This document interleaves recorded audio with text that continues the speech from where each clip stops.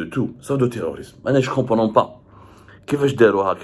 Comment ils vont s'expliquer, comment ils vont se justifier auprès de la communauté internationale. Parce qu'encore une fois, l'Algérie n'est pas un pays qui vit seul sur la planète, il est membre de la communauté internationale, il y a quand même l'Organisation des Nations Unies, il y a le Haut Commissariat de défense des droits de l'homme, il y a quand même le Conseil des droits de l'homme de l'ONU, il y a quand même pas mal d'instances internationales et des ONG qui surveillent de près l'Algérie et qui ne rateront pas l'occasion de tirer sur Abdelmadjid Tebboune, sur les dirigeants algériens. C'est par malheur, cette bonne femme, cette vieille femme âgée de 71 ans se retrouve sous mandat de dépôt. Parce que c'est ça le dessin qui a été tracé. Comment ils veulent la maintenir longtemps en garde à vue pour l'inculper d'un crime très grave lié à une activité terroriste, il y a une atteinte à la sécurité nationale, et comme ça l'opinion publique nationale et internationale ne parlera que d'elle et ils oublieront le fond de cette affaire, à savoir les violations des libertés publiques, des libertés fondamentales, des libertés inscrites dans la Constitution, la dictature en Algérie, la répression. Et on a dit Abdelmadjid Tebboune نقولها له إذا راك حاب تخدم على الدوزيام موندا تاعك غير ما تخليهمش يحطوا في الحبس لا مير دامير بوراوي. اذا حطوا في الحبس سيزون بريسون لا مامو دامير بوراوي باي باي لو دوزيام موندا, باي باي la crédibilité de l'État algérien. Aucune puissance mondiale, aucune instance internationale, aucun partenaire stratégique crédible, aucun partenaire stratégique nous donnera de la crédibilité ou ne traitera de façon, n'accordera aucune confiance au système Tebboune. L'Algérie sera traitée comme un pestiféré sur la scène internationale. On va juste la considérer comme une usine de gaz, on prend du gaz et on leur dit bye bye. Mais personne ne va traiter avec le régime algérien, ni ne va conclure le même partenariat. La confiance sera rompue définitivement avec les puissances les plus importantes de la communauté internationale. Si le deuxième mandat de Tebboune ne passera pas avec l'aide de la Russie, qui est déjà emmerdée en Ukraine, qui a déjà ses propres problèmes, la Chine qui se contrefiche et qui cherche uniquement la stabilité de l'Algérie pour gagner des contrats et gagner des milliards, ce qui n'est pas le cas malheureusement, nous allons être excommuniés de la communauté internationale et nous allons nous retrouver dans un isolement géopolitique très dangereux parce que la communauté internationale va nous regarder comme étant un pays, un asile psychiatrique, un pays de fou, un pays d'instable. Une femme de 71 ans, elle met à faire habs parce que elle a donné un passeport à sa fille qui est opposante.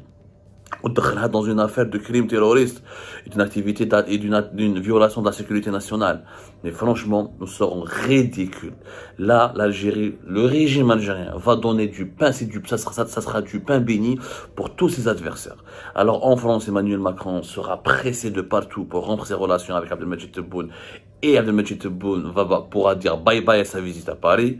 L'Union européenne et le Parlement européen, qui étaient concentrés sur le Maroc, va oublier le Maroc et ses problèmes et ses dérives autoritaires pour se consacrer uniquement à l'Algérie et à ces catastrophes autoritaires. Il n'y a pas de dire parce que mettre en prison une femme de 71 ans pour une affaire de passeport et de violation d'ISTN, c'est pas une dérive, c'est une calamité autoritaire. L'Algérie sera dans le collimateur de l'Occident, des puissances occidentales, des ONG internationales et même les puissances autoritaires comme la Chine et la Russie vont prendre leur distance parce qu'ils vont dire que ce régime il est instable, il n'arrive pas à stabiliser son front interne, il n'arrive pas à garantir sa propre stabilité. On va pas traiter avec un président qui ne contrôle pas ses troupes. Demain il va avoir une révolte, demain on va traiter avec quelqu'un, va se retrouver en prison, personne ne leur accordera du crédit. Les risques dangereux de l'affaire de la maman d'Amir Bouraoui. Et malheureusement, je vous le dis, il y a des clans au sein du pouvoir algérien. Il y a des lobbyistes, il y a des lobbies dans l'entourage d'Abdelmadjid Tebboune qui essaient d'imposer, et c'est une feuille de route qui est basée sur l'emprisonnement de la maman d'Amir Bouraoui. Quand ils vont mettre en prison Madame Amira Bouraoui, ils vont essayer de la faire craquer pour qu'elle revienne au pays, ils vont la capturer, ils vont faire peur à tous les autres opposants, ils vont terrifier l'opposition, ce qui sera tout simplement un acte suicidaire.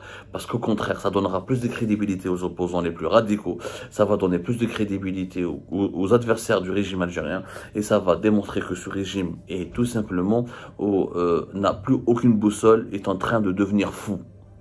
Et quand un régime devient fou, il est tout simplement mis à l'écart par la communauté internationale, ce qui menace grandement encore la sécurité nationale, parce que dans un monde troublé et troublant, comme celui que nous connaissons depuis le début de la guerre en Ukraine, nous avons besoin de sécurité, de stabilité, et nous avons besoin de partenariats stratégiques, parce que protéger la sécurité nationale, ça se passe d'abord à l'étranger aujourd'hui, avant de contrôler le front interne. Il faudra d'abord se prémunir contre les attaques qui nous viennent de l'étranger. Mais malheureusement, qui n'a pas une moralisation des services du fonctionnement des services de sécurité, tant qu'il n'y a pas une lutte plus efficace contre la corruption, tant qu'il n'y a pas un environnement politique très sain, un environnement politique qui obéit à la droiture, à l'honnêteté, tant que nous vivons dans un contexte politique malsain, tant que la malhonnêteté, la tricherie constitue la boussole des hauts responsables de l'État, et ben tous ces vices et tous ces fléaux ne vont pas disparaître de sitôt de notre pays. هذه هي l'affaire. Mais d'ailleurs, si c'était une affaire d'espionnage et d'atteinte à la sécurité nationale, ce n'est pas la gendarmerie algérienne qui devrait enquêter. Normalement, c'est la DGSI, c'est la Direction Générale de la Sécurité Intérieure qui font office du service secret. C'est les services secrets qui sont censés lutter contre le contre-espionnage, faire du contre-espionnage, détecter les espions étrangers, les interventions de puissances étrangères. C'était pas la gendarmerie. La gendarmerie, ses compétences et ses pouvoirs sont limités. Qui me doit à la gendarmerie nationale? Déjà, ça prouve c'est une affaire de droit commun. Une affaire de droit commun, un délit de fuite illégal, certes viole une ISTN. Encore une fois, nous rappelons que cette ISTN à laquelle a été soumise Amira Bouraoui, une interdiction de quitter le territoire national, de sortir du territoire national, elle est illégale en soi. Elle est illégale en soi.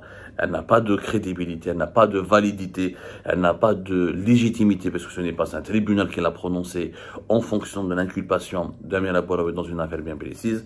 C'était une mesure sécuritaire arbitraire, en totale violation avec les articles de la Constitution algérienne qui garantissent la liberté de circulation.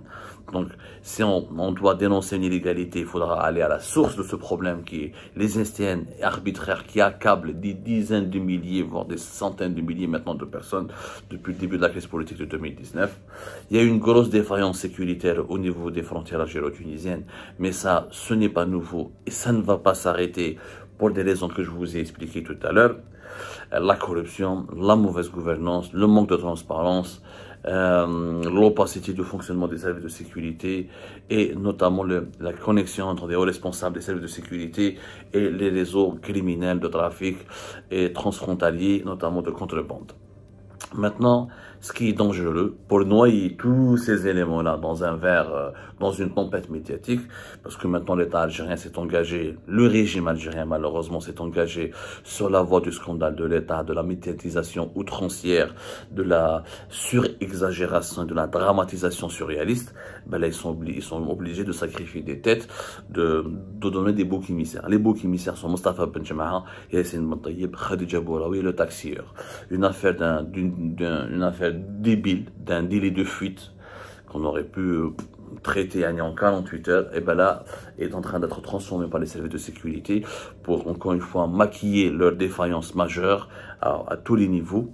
Et ben, ils sont en train de transformer cette affaire en une affaire de terrorisme et d'atteinte à la sécurité nationale. C'est ce qui explique le prolongement incessant de la garde à vue de ces 4 suspects. Et malheureusement, ils risquent d'être inculpés pour un crime ou un délit grave, pour des faits criminels liés à une activité terroriste. C'est ce qui, malheureusement, pourrait les mettre directement en détention. Alors, je vous donne l'information. Il y a des clans au sein du pouvoir algérien qui font pression pour Tebboune, qui essaient